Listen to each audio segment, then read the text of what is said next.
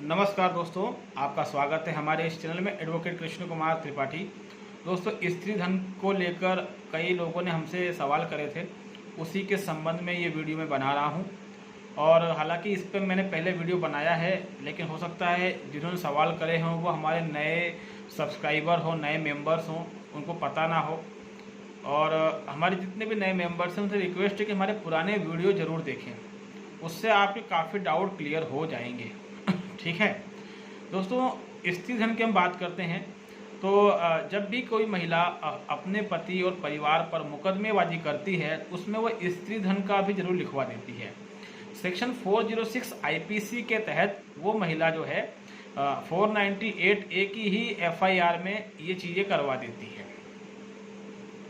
एक चीज़ ध्यान रखें दोस्तों, एक गलती जो आप लोग अक्सर करते हैं कि पुलिस आपको थाने बुलाती है, आप थाने चले जाते हैं और उसके बाद महिला एक कोरे कागज़ पर कई आइटम लिख के दे देती है और पुलिस वाले या महिला थाने वाले कहते हैं कि ये सामान जाओ और इस महिला को वापस करो, और आप डर के मारे कर भी देते हैं, लेकिन आपके पास ऐसा कोई प्रमाण नहीं रहता कि आपने ये सामान वापस किया है। दूसरी बात है कि महिला जो कोरे कागज़ पर लिख कर देती है तो वो हर चीज़ को बढ़ा चढ़ा कर दिखाती है, मतलब वो ऐसी चीज़ें भी उसमें लिख देती है जो उसने कभी दी ही नहीं थी, और आप मजबूरी में ऐसा करते हैं और वो बहुत सारा सामान घर से ले जाती है। उसके बाद भी धारा 406 एफआईआर से हटती नहीं है और कोर्ट में भी यही बात महिला फिर दोहराती है कि मेरा स्त्री धन इनके पास है। और आप जब कोर्ट को ये कहते हैं कि पुलिस ने सामान मंगवा लिया था तो वो आप साबित नहीं कर पाते, क्योंकि उसका कोई डॉक्यूमेंट्री एविडेंस आपके पास नहीं रहता है। अब ऐसे में हमको क्या करना चाहिए दोस्तों, एक चीज़ समझ लीजिए और बहुत अच्छे से समझ लीजिए कि पुलिस को ये कोई अधिकार नहीं है कि वो महिला से किसी कोरे कागज़ पर उसका स्त्री धन लिखवा ले और आपके यहाँ भेज के आपके यहाँ से सामान मंगवा लें। ऐसा कोई राइट पुलिस को नहीं है। पुलिस ऐसा करती है तो आप साफ साफ मना कर दें, या फिर आप पुलिस से कह दें कि जो सब महिला ने लिख के दिया है उस पर अपनी सील साइन मोहर लगा दीजिए, मैं दे दूँगा। अदरवाइज पुलिस कुछ नहीं बिगाड़ सकती आपका, ज़्यादा घबराने की ज़रूरत नहीं है।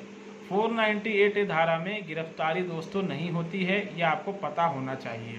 और पुलिस अगर ऐसा कुछ भी स्त्री धन वाला खेल करती है साफ साफ इनकार कर दें।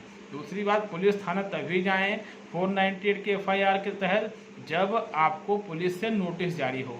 नोटिस जारी ना हो तो भले उनके कॉल आएँ, आप मना कर दें कि मैं नहीं आ पाऊँगा, आप मुझे नोटिस जारी करें। उम्मीद है ये छोटी सी बात आपको समझ में आ गई होगी। आगे बढ़ते हैं दोस्तों।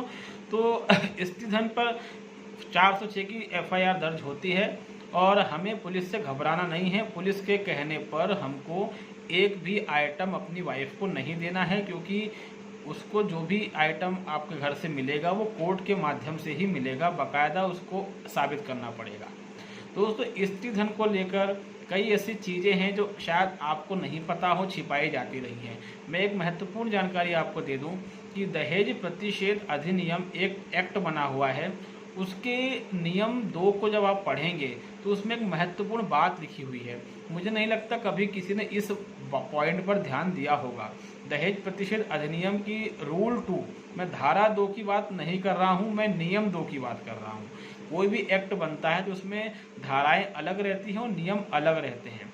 तो मैं दहेज प्रतिषेध अधिनियम के नियम 2 की बात कर रहा हूं, जिसमें साफ तौर पर यह कहा गया है कि जब किसी महिला और पुरुष की आपस में शादी होगी तब दोनों को जो जो गिफ्ट मिलेंगे वो गिफ्ट उन्हीं के माने जाएंगे, चाहे उनको किसी से भी मिले हों। अगर महिला को जो गिफ्ट मिले हैं वो महिला का माना जाएगा, उसको सामान्य भाषा में स्त्री धन कहा जाता है, और पुरुष को जो मिला पुरुष का माना जाएगा। दूसरी बात, वो दोनों ही अपने को जो जो गिफ्ट मिले हैं उनकी एक लिस्ट बनाएंगे उसी दिन या अगले दिन, जब भी उनके पास समय रहता है, और लिस्ट बना के स्वयं को जो जो गिफ्ट मिले हैं उन सभी गिफ्टों का एक कागज पर पूरा एक एक गिफ्ट का जिक्र करेंगे। और उसके बाद महिला जो है वो अपनी लिस्ट में अपने पति की साइन करवा लेगी और पति जो है वो अपने लिस्ट में पत्नी की साइन करवाएगा, और दोनों ये चीज़ें अपने पास संभाल के रखेंगे और इसकी फ़ोटोकॉपी एक दूसरे को आदान प्रदान करेंगे। दोस्तों, स्त्री धन की यही लिस्ट वैलिड होती है और ऐसी लिस्ट किसी के पास नहीं होती है। ये बात आपको पता होनी चाहिए, ऐसी लिस्ट किसी के पास नहीं होती है। इसलिए इस बात का टेंशन पालना कि मेरी पत्नी ने बोल दिया कि स्त्री धन में मेरा ये 9 लखा हार था, इतना पैसा था, तो इससे घबराने की आवश्यकता नहीं है। आप क्रॉस एग्जामिनेशन में ये पूछ सकते हैं कि क्या आप जो है जो दहेज प्रतिषेध अधिनियम है उसके नियम 2 को कोर्ट में दिखाकर पत्नी से पूछ सकते हैं कि इसमें जैसा लिखा है क्या आपने वैसा नियम फॉलो किया। पत्नी कहेगी नहीं किया, वो चीज़ ऑन रिकॉर्ड आ जाएगी और परिणाम ये होगा कि जो महिला है उसने जो भी स्त्री धन के दावे किए हैं वो सब दोस्तों झूठे साबित हो जाएंगे। तो ये जो बात मैंने आपको बताई ये अक्सर लोगों को नहीं पता रहती और इसी के दम पर सेक्शन 406 को हटाया जा सकता है। धाराएं FIR से कम भी करवाई जा सकती हैं क्योंकि महिलाएं मनगढ़ंत आरोप लगा देती हैं स्त्री धन के नाम पर। एक और चीज़ मैं आपको बता दूं कि स्त्री धन का जो मीनिंग है वो ये कि महिला को शादी के समय जो भी उपहार मिला है वो स्त्री धन होता है। ठीक है, वो उपहार भले आपने ही क्यों ना दिया हो, अगर आपने भी वो उपहार दिया है तो आप उस महिला से वापस नहीं ले सकते दोस्तों। ये कानून कहता है, मैं नहीं कह रहा हूँ, कानून कह रहा है। क्योंकि कई बार क्या होता है कुछ सिरफिरे पुरुष बड़े विचित्र सवाल करते हैं कि सर उसको तो हमने दिया था, वो तो हमसे ले गई छीन के, और जो उसने हमें दिया था वो भी वापस मांग रही है, हम वापस क्यों करें। तो दोस्तों कानून बना हुआ है कि जो भी चीज़ें आप किसी महिला को देंगे शादी के समय, भले वो आपकी हो आपके बाप की हो, अगर आपने उसको उपहार में दिया है दोस्तों तो वो महिला का ही हो जाता है। ये लॉ है, एब्सोल्यूट लॉ बना के रखा हुआ है। महिला को जो भी कुछ मिल रहा है वो महिला का ही रहेगा, वो आप उससे नहीं ले सकते। हालांकि गलत कानून है मगर ये कानून है, तो इस कानून को ध्यान में रखकर ही अपनी वाइफ को कुछ दिया करें, अन्यथा कुछ ना दिया करें, क्योंकि बाद में आप रोएंगे। आजकल एक कहावत सुनने को मिलती है कि हम कुछ मांग ले तो उसको दहेज कहते हैं और वो कुछ मांगे तो उसको स्त्री धन कहते हैं। तो आप कुछ भी अगर अपनी वाइफ को देंगे, आपकी माँ देगी, बहन देगी, आपका बाप देगा, वो सब स्त्री धन में ही काउंट होगा और उस पर उसी का अधिकार रहेगा। वो आपसे कभी भी मांग सकती है, आप उससे इनकार नहीं कर सकते। और अगर आप चाहते हैं कि वो चीज़ें आपको वापस मिले तो फिर एक चीज़ ध्यान रखें कि आप इस बात को एक्सेप्ट ही ना करें कि हमने शादी में कभी इसको कुछ ऐसा दिया था, और जो कुछ भी आप कीमती चीज़ दे रहे हैं उन सब का बिल आपके अपने नाम पर होना चाहिए। उदाहरण के लिए अगर आपकी माता जी कोई गिफ्ट अपनी बहू को दे रही हैं तो उस गिफ्ट कोई गहना दे रही हैं, जो जनरली सास इसी तरह की चीज़ें देती है, तो वो गहने का जो बिल है वो आपकी माँ के नाम पर या आपकी बहन के नाम पर बना होना चाहिए, या फिर आपके पिताजी या भाई के नाम पर बना होना चाहिए, ताकि हम बाद में ये कह सकें कि मैंने तो ये इसको गिफ्ट दिया ही नहीं था, मैंने तो इसको पहनने के लिए दिया था, ये मेरा है। तो मेरे ख्याल से ये पॉइंट भी आपको क्लियर हो गया होगा, क्योंकि अक्सर पुरुष यही काम करते हैं। वो कहते हैं सर मैंने उसको दिया था तो वो तो मुझे वापस नहीं मिल रहा है, लेकिन उसने जो मुझे दिया मुझे वापस करना पड़ रहा है। तो कारण ये कि इसमें लॉ इस तरीके का बना के रखा हुआ है। ठीक, और जो मैंने महत्वपूर्ण बात बताई कि स्त्री धन की लिस्ट जो है महिला खुद बनाएगी जो उसको मिला है, और जो पुरुष को गिफ्ट मिला है पुरुष खुद बनाएगा। दोनों एक दूसरे की लिस्ट में साइन करेंगे और दोनों अपनी अपनी लिस्ट संभाल के रखेंगे, क्योंकि ताकि कल को कोई कानूनी दावपेच लगता है, कुछ भी केस बनता है, तो वो लिस्ट जो है वो दोस्तों प्राइमरी एविडेंस हो जाएगा। मगर सही मायनों में कोई इस नियम को फॉलो नहीं करता, इसीलिए स्त्री धन के जितने भी केस लगे हुए हैं साथ में वो सब दोस्तों बड़ी आसानी से खारिज करवाए जा सकते हैं, क्योंकि कोरे कागज़ पर मन से कुछ भी लिख देने से ये साबित नहीं हो जाएगा कि सच में उसने इतना खर्चा किया है।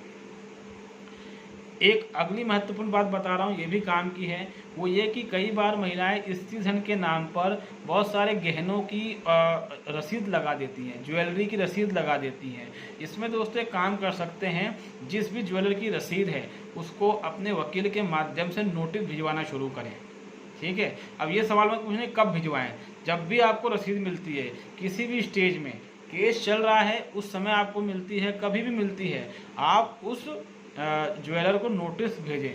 आप कानूनी नोटिस भेजेंगे, इससे ये होगा कि वो ज्वेलर आपकी वाइफ के माथे आएगा और विवाद की स्थिति क्रिएट होगी, क्योंकि कोई भी व्यक्ति कानूनी पछड़े में फंसना नहीं चाहता है। उसको ये नोटिस भेजें कि भाई तुमने जो ये रसीद दी है ये फर्जी रसीद है, ये नकली रसीद है, और तुमने जानबूझ के मन से ऐसी रसीद बनाई है, तो मैं तुम्हारे खिलाफ 420 की कार्रवाई क्यों ना करूं। क्या होता है, अधिकतर ज्वेलर्स जो होते हैं वो फर्जी रसीद ही देते हैं। कोई बहुत बड़ा शोरूम हो तो उसकी बात अलग है, अन्यथा लोग भी जो नॉर्मल दुकानें होती हैं वहीं से ज्वेलरी खरीदना पसंद करते हैं, क्योंकि सोना तो आखिर सोना है, वो कहीं से भी खरीदा जाए उसमें ज़्यादा कोई अंतर नहीं रहता। तो जो छोटी दुकानें हैं अधिकतर वहाँ से फेक रिसिप्ट मिलती है। हालांकि बड़ी दुकान अगर वो असली रसीद भी दे रहा है तब भी कोई दिक्कत नहीं, लेकिन आपके नोटिस से वो परेशान हो जाएगा। साथ में आप कोर्ट से भी उसको समन जारी करवा सकते हैं कि सर इन्होंने जो स्त्री धन की ये लगाए हैं रसीदें लगाई हैं, इन रसीदों की पुष्टि के लिए, इनकी सत्यता जानने के लिए जिस दुकान से रसीद बनकर आई है सर हम उसके मालिक को बुलाना चाहेंगे। इससे कोर्ट समन जारी कर देगी और उसका भी क्रॉस एग्जामिनेशन होगा। जब इस तरह की चीज़ें होंगी तो इसमें आपकी वाइफ को ही प्रॉब्लम आनी है, क्योंकि जब ये लोग आएंगे तो सीधी सी बात है वो आपकी पत्नी को ही निशाना बनाएंगे कि भाई तुम्हारे कारण हमको कोर्ट कचहरी के चक्कर काटने पड़ रहे हैं। तो कई बार ये होता है कि लोग ये तरीका भी नहीं अपनाते, लेकिन अपनाना चाहिए। पत्नी ने जो जो गहनों की लिस्ट लगाई है तो अपने वकील के माध्यम से एक नोटिस बनाइए और सबको भिजवा दीजिए। और आपको लगता है कि इनको कोर्ट में ही बुलाया जाना चाहिए तो कोर्ट में एक रिक्वेस्ट कर लीजिए, कोर्ट सभी को समन जारी कर देगी और सबको कोर्ट आना पड़ेगा। जो नहीं आएगा उसके खिलाफ वारंट निकल जाएगा। तो स्त्री धन की ये बात भी मेरे ख्याल से आपको समझ में आई होगी। कई बार लोग कहते हैं कि सर मैं क्या कहते हैं, मेरी वाइफ ने मुझे चेक दिया फलाना डेढ़ ढमका, जब मेरे ससुर ने मुझे ये दिया। तो दोस्तों उसने कुछ भी दिया हो, लेकिन क्या वो उस लिस्ट में उसका जिक्र है जो शादी के समय बनाई जानी चाहिए थी? ऐसी कोई लिस्ट क्या वाइफ ने बनाई है? नहीं बनाई है। इसलिए दोस्तों ये चीज़ें लागू नहीं होती। साथ में अगर वाइफ ने मोटा पैसा दहेज में दिया है तो इस पर इनकम टैक्स का रूल लागू हो जाता है। 20,000 के ऊपर का लेन देन जो है वो आप नगद नहीं कर सकते, आपको ऑनलाइन करना पड़ेगा।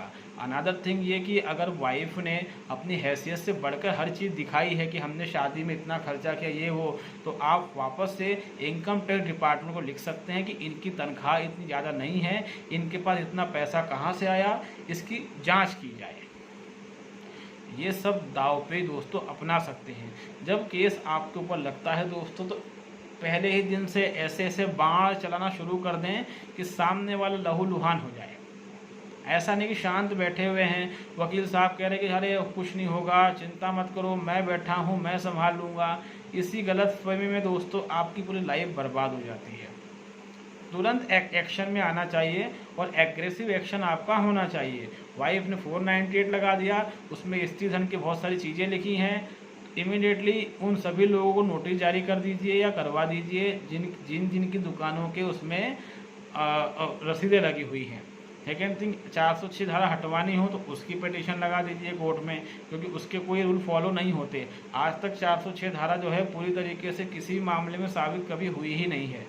ठीक, बस ये है कि ये धारा लगाने से थोड़ा टेंशन बढ़ जाता है कि इसमें स्त्री धन की धारा भी लगी हुई है। थाने आप जाते हैं, थाने वाले को राइट नहीं है कि वो महिला का स्त्री धन दिलवा सके, ये उसको कोई अधिकार नहीं है, इसलिए कभी भी उसकी बातों में नहीं आइएगा। अगर आ चुके हैं या तो ध्यान रखें पछताना पड़ेगा आगे, क्योंकि वो स्त्री धन तो ले जा चुकी है, साथ में कुछ और भी भविष्य में मांग सकती है।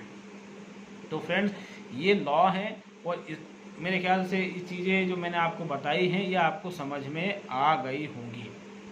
और एक और रिक्वेस्ट है दोस्तों कि आप में से कई लोग मुझे मैसेज करते हैं एडवाइस लेने के लिए और बाद में फिर वो उनका कोई मैसेज नहीं आता जब मैं एडवाइस की एक नॉमिनल फ़ीस बता देता हूँ। तो मेरा रिक्वेस्ट है कि टाइम पास के दोस्तों मैसेज ना किया करें।